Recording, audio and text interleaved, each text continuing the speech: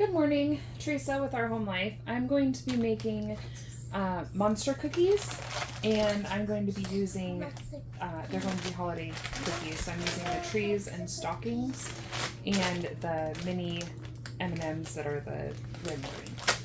So in here, and I'm doubling it because my plan is to cook only a couple of them and then freeze most of them.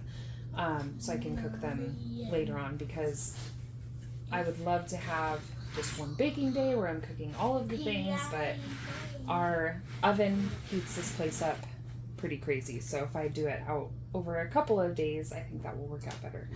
So I've got, I'm going to give you the measurements for just one batch. I'm doubling it. So in here is a half a cup of butter and a quarter cup of peanut butter, and then I'm going to do a half a cup of sugar,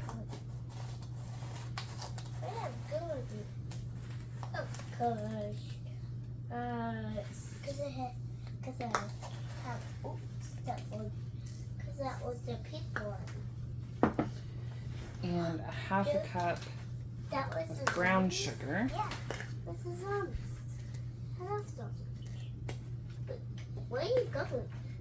It's a zoo. Duh. See that? That's the zoo. Duh. Got that all blended up. Now I need 2 eggs and vanilla.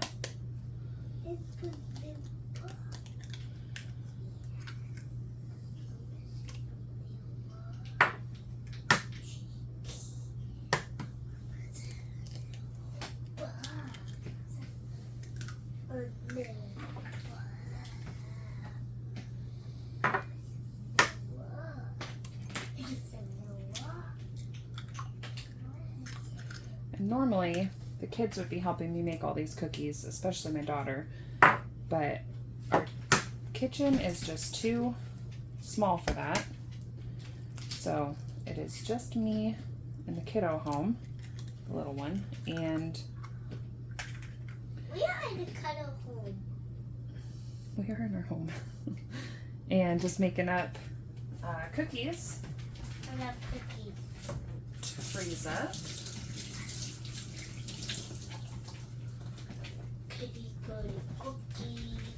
Cookie. And the vanilla. Wait, what's this? And that's 2 teaspoons of vanilla. And then I'm going to mix this up and add some more ingredients, and then mix those up and add some more. Now we need 1.5 cups of flour and 1 cup of old-fashioned oats. But whenever I do recipes that call for old-fashioned oats, I like to do half of it with old-fashioned and half with instant oats. I just prefer the texture of that in especially cookies and baked goods. So I'm only going to add a little bit of each, and then mix it up and do that a couple of times.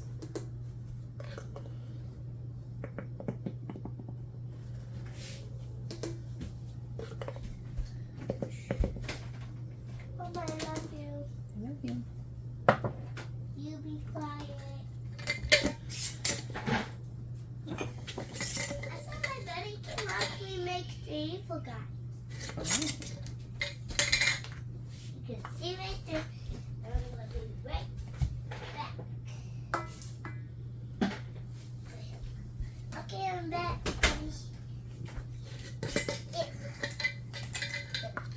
Get over here. See how I'm doing it?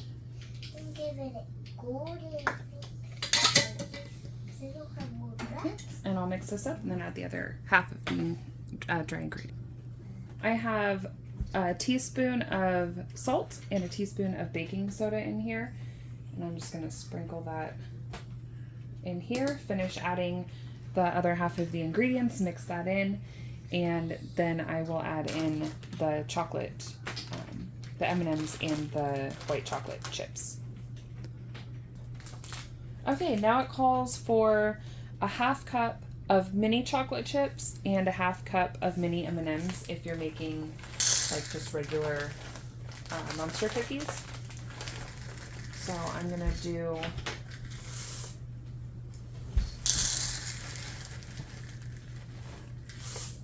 two of those.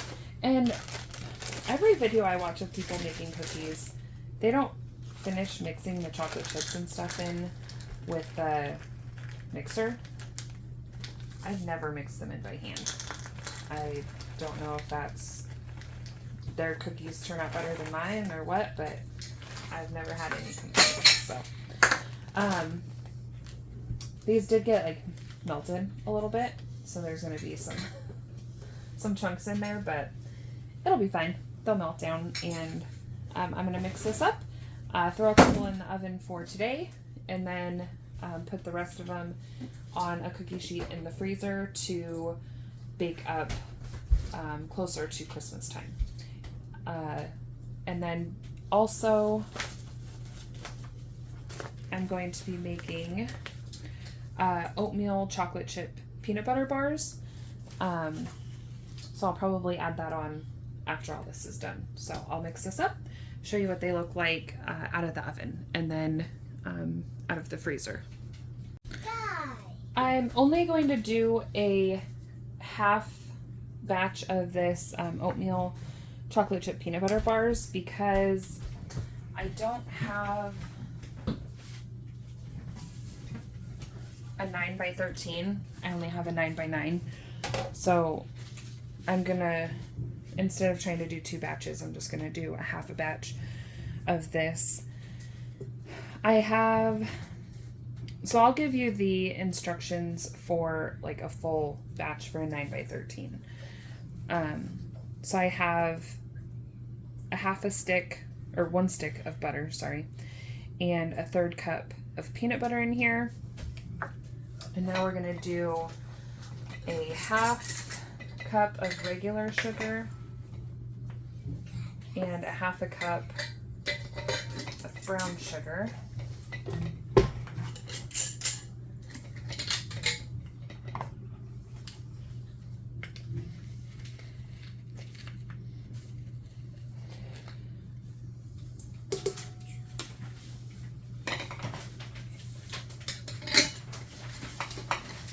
And you cream these together and then add milk, or I'm sorry, then you add an egg and vanilla. So I'm going to do that.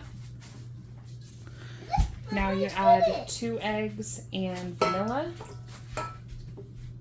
Well, you add 1 large egg and 1 large egg yolk.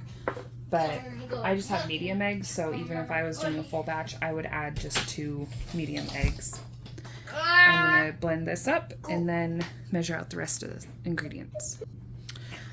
Now I'm going to add 1.5 cups of flour.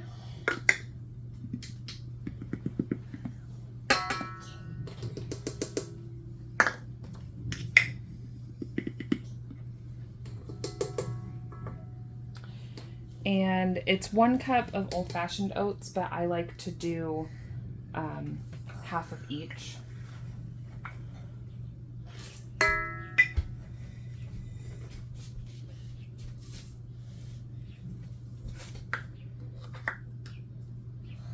And 3/4 teaspoon of baking soda and 1/4 teaspoon of salt.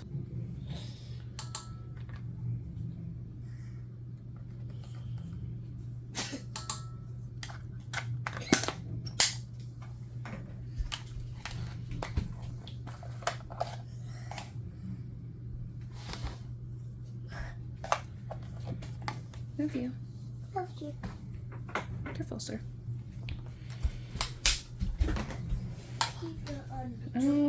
Vanilla, egg.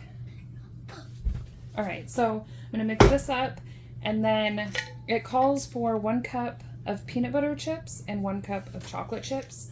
I'm just going to add this mixture that I have that's peanut butter and chocolate already. You can buy it in the store. It comes together already mixed. I can't remember the brand name now, but it's already mixed. But I'm going to mix these in first, and then I'll add that. I am going to, after looking at this, so I did a half recipe. A full recipe is supposed to make a 9 by 13 pan. Even if this was doubled to make the full batch, I feel like that would barely even do this 9 by 9. So I'm going to use this 7 by 7 instead, because I think it'll make it, I don't want them super thin where you barely get anything. So I'm going to use this pan instead and mix in I love you. chips. That's our best. Perfect. So then I'll spray that and get this put in the pan and show you what that all looks like. So I have my pan sprayed. I'm just going to flatten it out in here. I am glad that I made the choice to use that smaller pan, because this would make the thinnest cookie bar if I had used the 9 by 9.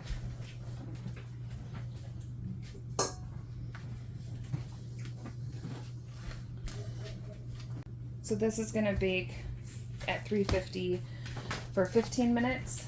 So I'm going to put it in, it says 15 to 18. I'm going to put it in for 15 and check on it. And I should have saved some of those chocolate chips to sprinkle on top. But since I didn't, I'm just going to go ahead and sprinkle.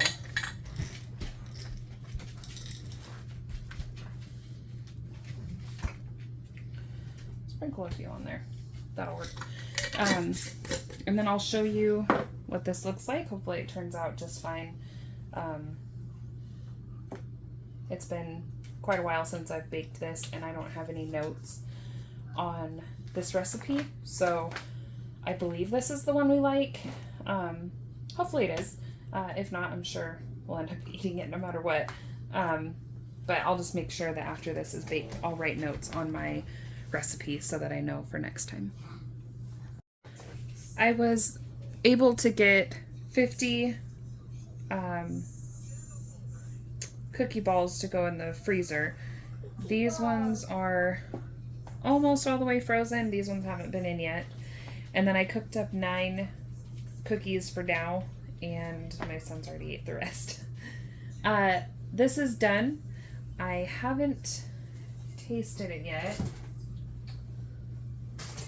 I guess I can for you guys.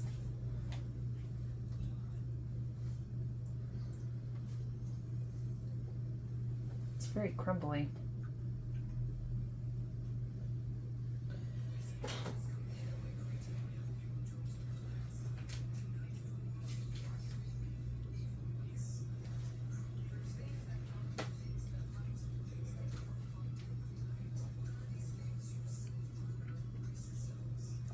Very hot, but very good. I'll just make sure that after it's cooled down and we've tried it again, when it's cool, that I will write whatever notes I have about the recipe on the recipe. That's by far my biggest cooking tip, is to make sure if you try something. I love to print out recipes. That's my favorite thing. And with that, I can write on the recipe, and I don't feel like if I pass a book down, a cookbook or something down, that I'm ruining that book.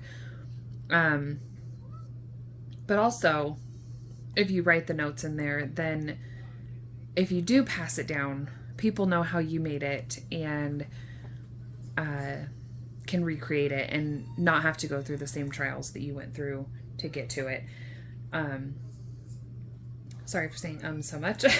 Just trying to think of what I was trying to say before all of this. Got all the cookies. They're almost frozen, finished getting frozen, so I will finish that up, bag them up, put them in the fridge, and then take them out and cook them later. With the oven running for these and the cookie bars, it was just a little much today, so I'm gonna freeze these and just do a batch or two at a time. And I appreciate you guys so much coming along for this video and just sticking around, and thank you so much. I hope you all have a wonderful rest of your day. Bye.